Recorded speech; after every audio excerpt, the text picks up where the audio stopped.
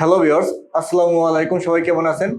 এখন আমি দেখাবো আপনাদেরকে আপনাদের ব্যবসা প্রতিষ্ঠানের ক্যাশ মেমো কিভাবে মাইক্রোসফট অফিস এক্সেল প্রোগ্রামের সাহায্যে করতে পারেন। বিস্তারিত দেখে দিব এই ভিডিওতে।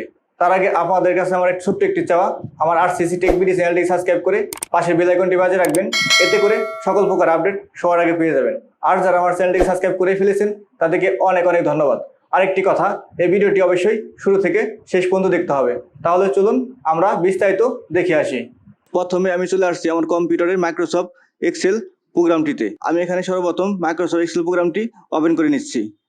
ওপেন করে নেওয়ার পরে আপনি নিচের দিকে চলে আসবেন। এই কর্নারে দেখুন লেখা আছে পেজ লেআউট। এই পেজ লেআউটে একটি ক্লিক করবেন। একটি ক্লিক করার পরে আপনার পেজটি এরকমভাবে আসবে। এরকমভাবে আসার পরে আপনি এই কর্নারে চলে আসবেন বাম পাশে টপ মার্জিন। এই টপ মার্জিন থেকে আপনি মাউস চাপ দিয়ে ধরে নিচ দিকে টেনে উপরে একটি স্পেস করে নেবেন। আমি স্পেস করে নিলাম। স্পেস করে নেওয়ার পরে প্রথম সেলে কার্সর রেখে আপনার ব্যবসা প্রতিষ্ঠানের ক্যাশ মেমো তৈরি করতে কতগুলো রো কলাম প্রয়োজন সেগুলো আপনি এখান থেকে সিলেক্ট করবেন। মাউসের সাহায্যে অথবা শিফট ব্যবহার করে রাইট অ্যারো ডাউন অ্যারো ব্যবহার করে সিলেক্ট করে অল বর্ডার করে নেবেন। আমার ব্যবসা প্রতিষ্ঠানে ক্যাশ মেমো তৈরি করতে আমার প্রয়োজন হবে 5টি কলাম এবং 15টি রো। আমি এখান থেকে 5টি কলাম এবং 15টি রো সিলেক্ট করলাম। সিলেক্ট করার পরে আমি 15টি রো এবং 5টি কলামকে অল বর্ডার করে দেব। অল বর্ডার করার জন্য চলে আসবেন আপনি হোম টুলবার থেকে এই যেখানে দেখুন, খেয়াল করুন, এখান থেকে এই তীর মার্ক করা আছে, 3 মার্কে একটি ক্লিক করবেন। ক্লিক করার পর নিচের দিকে তো অনেকগুলো অপশন দেখাইছে, আপনি এখান থেকে সরাসরি অল বর্ডার করে দিবেন। অল বর্ডার করে দেওয়ার পরে আপনার এটা অল বর্ডার হয়ে গেছে। অল বর্ডারে ক্লিক করার পরে আপনি এই যে সিলেক্ট করছিলেন যে ঘরগুলো সেগুলো অল বর্ডার হয়ে গেছে, ছোট অবস্থায় আছে। এখন আমি এই ঘরগুলোকে বড় করে নিব। বড় করে নেওয়ার জন্য এই উপরে দেখেন 2 কলামের মাঝখানে একটি তীর মার্ক দেখাইছে। এই তীর মার্কে ক্লিক করে টান দিবেন। টান দিলে ঘরটা ছোট বড় করা যায়। আপনার প্রয়োজন মতো আপনি এখান থেকে ছোট বড় করে নেবেন। আমি আমার প্রয়োজন মতো এটিকে ছোট বড় করে নিচ্ছি। ছোট বড় করে নেওয়ার পরে আপনি চলে আসবেন উপরে, দেখেন লেখা আছে ক্লিক টু অ্যাড। এখানে ক্লিক টু অ্যাডে ক্লিক করে আপনি লিখবেন এখানে আপনার ব্যবসা প্রতিষ্ঠানের নাম, প্রতিষ্ঠানের প্রোভাইডারের নাম, এখানে কি কি বিক্রয় করা হয় সেগুলা, ঠিকানা এবং মোবাইল নম্বর, এগুলো আপনার প্রয়োজন মতো এখানে লিখে নেবেন। আমি নমুনা আপনাকে দেখিয়ে দিচ্ছি। এখানে আমার প্রতিষ্ঠানের নাম লিখে, আমার প্রতিষ্ঠানের নাম হচ্ছে Zarif computer, JARIF, Zarif COMPUTER computer. Enter press করে নিচে আসলাম। এন্টার প্রেস করে নিচে এসে এখানে আপনার প্রতিষ্ঠানের ঠিকানা বা অন্যান্য যা কিছু আছে সেটা আপনার সুবিধা মতো আপনি লিখবেন। আমি এখানে সরাসরি ঠিকানা লিখে দিচ্ছি।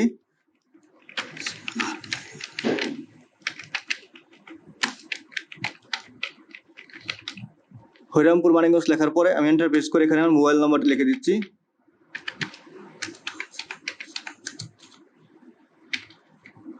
মোবাইল নাম্বার লিখে দেওয়ার পরে প্রতিষ্ঠানের নামটি আমি একটু বড় করে দেব। প্রতিষ্ঠানের নামটি ব্লক করে হোম টুলবারে এসে এই যে লেখার সাইজ আছে, এই লেখার সাইজটিকে আমি বড় করে দেব। এখান থেকে আমি লেখার সাইজ দিচ্ছি 20। লেখার সাইজ বড় করে দেওয়ার পরে যদি এগুলো আপনি একটু ছোট বড় করতে চান, এভাবে ব্লক করে ধরে ছোট বড় করতে পারবেন। সেটা আপনার সুবিধা মতো করবেন, কোনো সমস্যা নাই। করার পরে আপনি চলে আসবেন বাম পাশে, এখানে একটু ডেট লিখে দেন। আজকে ডেটটি আমি লিখে দিচ্ছি। ডেট লিখে দেওয়ার পরে আপনি চলে আসবেন এই প্রথম সেলে আসার পর এখানে লিখবেন সিরিয়াল নাম্বার। সিরিয়াল নাম্বার লেখার পরে আপনি চলে আসবেন পাশে করে বিবরণ বা আইটেম যেটাকে বলা হয়। আমি এখানে আইটেম লিখে দিচ্ছি। আইটেম লিখে দিলাম।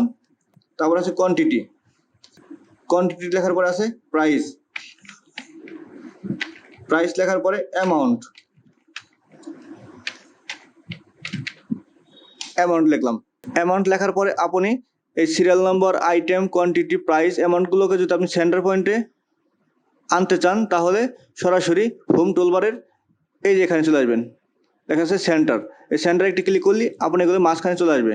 মাঝখানে আসার পরে এখন চলে আসেন আপনি কতগুলো আইটেম, সেই আইটেমের সিরিয়াল নাম্বারটি এখানে লিখে নিচ্ছি। এখন আমি সিরিয়াল নাম্বারটি বসিয়ে নিচ্ছি।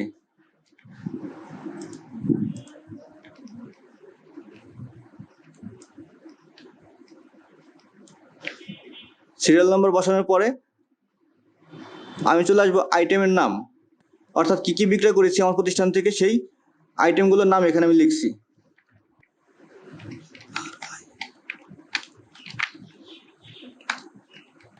প্রিন্টার, মনিটর, তারপরে আপনার আছে MOUS মাউস, তারপরে KIBOT কিবোর্ড, তারপরে আছে SCANER স্ক্যানার, তারপরে পেন DRIV পেন ড্রাইভ, তারপরে UPH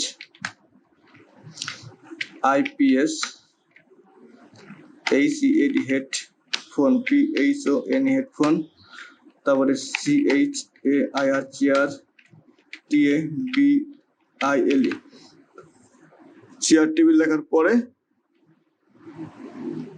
কোয়ান্টিটিতে চলে আসবেন। কোয়ান্টিটিতে আসার পরে আপনি কয়টা প্রিন্টার বিক্রয় করছেন সেই প্রিন্টারের সংখ্যাটি এখানে লিখবেন। আমি এখানে প্রিন্টার বিক্রি করছি দুটি, লিখলাম দুটি। তারপরে মনিটর বিক্রি করছি আমরা দুটি, লিখলাম। তারপর মাউস বিক্রি করছি তিনটি, তারপর কিবোর্ড বিক্রি করছি দুটি, স্ক্যানার একটি, হেডফোন তিনটি, চেয়ার দুটি, টেবিল একটি। টেবিল লেখার পরে আপনি চলে আসবেন উপরের দিকে প্রাইসে, অর্থাৎ আপনি এখানে দুইটি প্রিন্টার বিক্রি করছেন, দুইটি প্রিন্টারের ভিতরে আপনি একটি প্রিন্টারের দাম প্রথম অবস্থায় ধরবেন প্রাইসের ঘরে। আমি এখানে একটি প্রিন্টারের দাম ধরছি 14,500 টাকা ধরলাম। মনিটরের দাম ধরছি আমি এখানে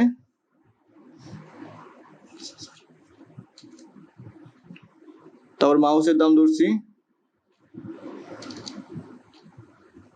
কিবোর্ডের দাম ধরছি, তারপর স্ক্যানারের দাম ধরছি,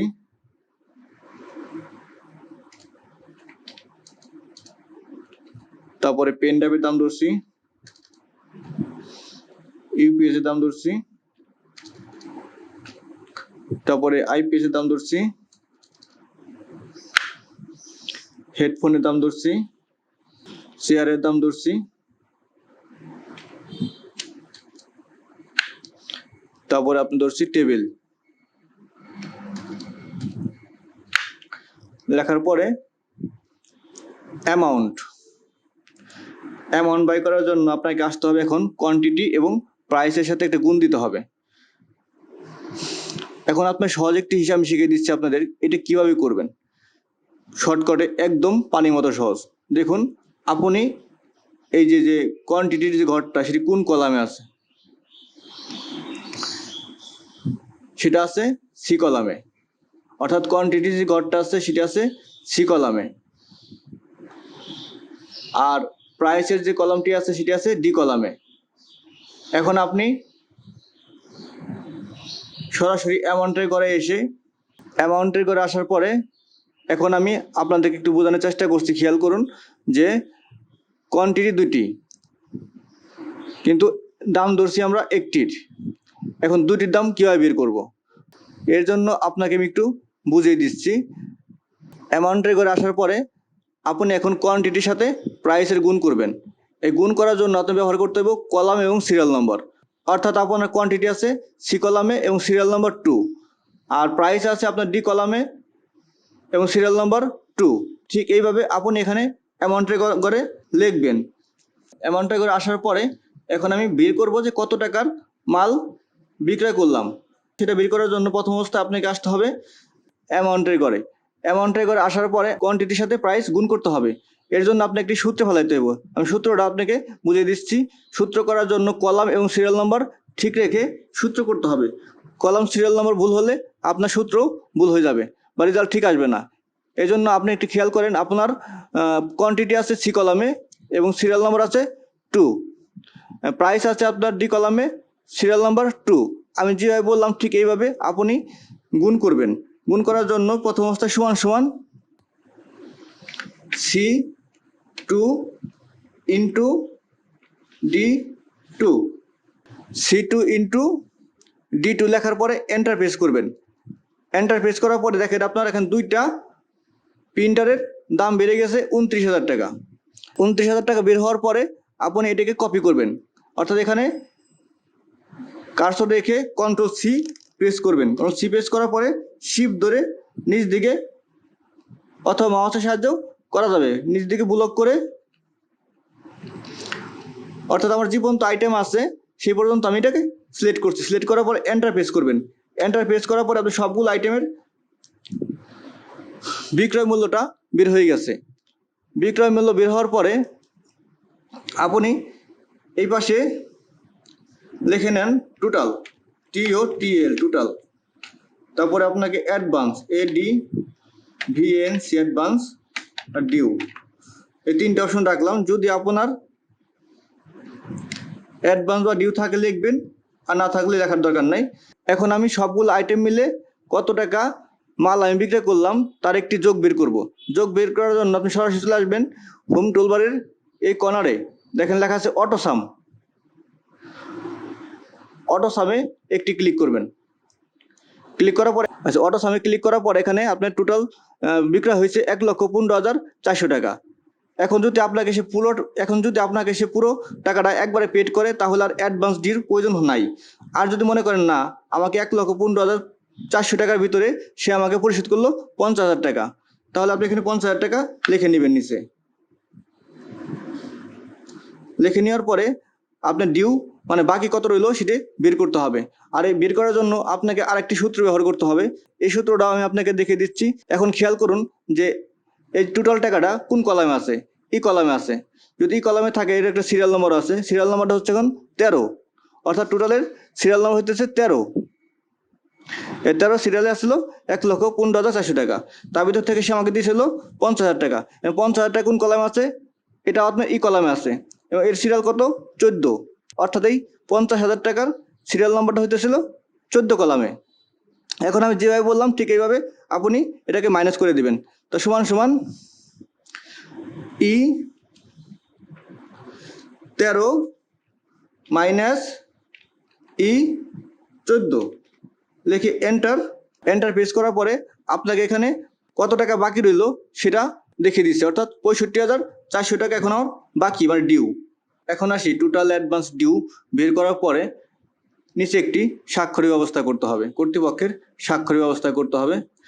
এই জন্য আমি একটু নিচের দিকে এসে এখানে আমি লিখে দিচ্ছি সিগনেচার, SIGNATUR, সিগনেচার লেখার পরে আপনার মনে আরেকটা প্রশ্ন আসলো, এখন আমি দেখব এটি পিন পিউতে কীরকম হলো আমার কাজটি, সেটা দেখার জন্য আপনি সরাসরি কন্ট্রোল F2 অথবা এই যে এখানে জুম অপশন আছে এখানে ক্লিক করতে পারেন পিন প্রিভিউ। এখান থেকে আপনি পিন প্রিভিউতে ক্লিক করতে পারেন অথবা কন্ট্রোল ধরে F2 ব্যবহার করতে পারেন। আমি কন্ট্রোল F2 ব্যবহার করছি। F2 দেওয়ার পরে আমার কাজটি এখানে জুম আকারে প্রিভিউতে দেখাইছে। এখন আপনি মনে করেন না সব কিছু ঠিকঠাক আছে, যদি ঠিকঠাক থাকে তাহলে আপনি এখান থেকে ক্লোজ পিন প্রিভিউ এটা ক্লিক করে দিয়ে আপনার এখন পিন করা প্রয়োজন। পিন করার জন্য কন্ট্রোল পি প্রেস করবেন। কন্ট্রোল পি প্রেস করার পরে আপনি এখন দেখেন দুটি অপশন আছে, অল এবং পেজ। অল মানে সব বের হবে, আমি অল পিন করব না, আমার সামনে যে পেজটা আছে শুধু এই পেজটা বের করবো। এর জন্য পেজে ক্লিক করে আপনি এখানে লিখবেন 1 to 1, অর্থাৎ আপনার সামনে যে পেজটি আছে এই পেজটি শুধু বের হয়ে আসবে। আর যদি মনে করেন না আমি একটা পেজকে একাধিক বের করব তাহলে আপনি এখানে নাম্বার অফ কপিসে আপনার 2-3 যা লাগে এখানে লিখে দিয়ে ওকে করবেন। ওকে করার পর আপনি শুধু সামনের পেজটি দুটি বের হয়ে আসবে। আমার এই ভিডিওটি যদি আপনাদের একটু ভালো লেগে থাকে তাহলে অবশ্যই লাইক কমেন্ট শেয়ার করতে ভুলবেন না। আপনাদের একটি লাইক, একটি কমেন্ট, একটি শেয়ার আমাকে নতুন নতুন ভিডিও বানাতে উৎসাহ যোগাবে। ধন্যবাদ সাথে থাকার জন্য। আবার আসবো নতুন কোনো আপডেট নিয়ে।